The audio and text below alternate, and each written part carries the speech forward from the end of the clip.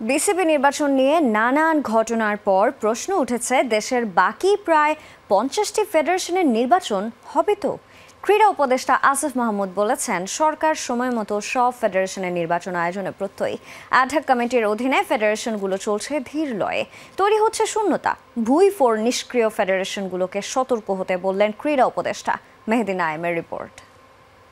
Tremendous amount of interference হচ্ছে গভর্নমেন্টের বিভিন্ন জায়গা থেকে। 6 অক্টোবর বিসিবি নির্বাচন হবে কি? নানা নাটকীয়তা আর ঘটনায় এই প্রশ্ন ঘুরে ফিরেই আসছে। তাই প্রশ্ন জেগেছে দেশের বাকি থাকা প্রায় 50টি ফেডারেশন ও অ্যাসোসিয়েশনের নির্বাচন দ্রুত হবে তো।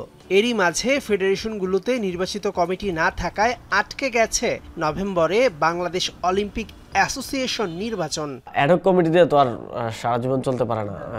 সাধারণত একটা মেয়াদ থাকে অ্যাডহক কমিটির, কিন্তু মেয়াদের পরে যদি ইলেকশন দিতে তারা সমর্থ না হয় সেক্ষেত্রে অ্যাডহক কমিটি রান করে। কিন্তু অবশ্যই এটা একটা নির্বাচিত কমিটি, সবগুলো ফেডারেশন, ক্রীড়া সংস্থা সব জায়গায় আসা উচিত এবং সেটার জন্য আমরা কাজ করছি। আশা করি সেটা দ্রুত সময়ের মধ্যেই হয়ে যাবে। সাধারণত অ্যাডহক কমিটি গঠনের 3 মাসের মধ্যে দেশের ক্রীড়া ফেডারেশনগুলো নির্বাচন হবার নিয়ম।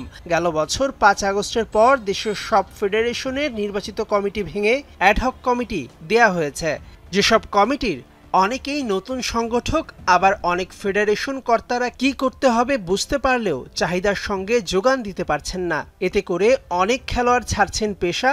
নিয়মিত উন্নত প্রশিক্ষণের অভাবে ক্রীড়াঙ্গনে যে শূন্যতা তৈরি হচ্ছে তা আগামী 3-4 বছরে কাটিয়ে ওঠা যাবে তো। চায়নার যে অ্যাথলিটটা ফুল টাইম একাডেমিতে থেকে 10 বছর 15 বছর ধরে ক্যাম্পিং সুবিধার মধ্যে থেকে ট্রেনিং নিয়ে যাচ্ছে, তার সাথে আমার একজন অ্যাথলিট 1 মাসের ক্যাম্প করে যাচ্ছে, সে তো কোনোভাবেই কম্পিট করতে পারবে না। সে হেরে আসলে তাকে গালি দিয়ে তো আমার লাভ নেই, তাকে তো আমি ফ্যাসিলিটিস দিতে পারছি না।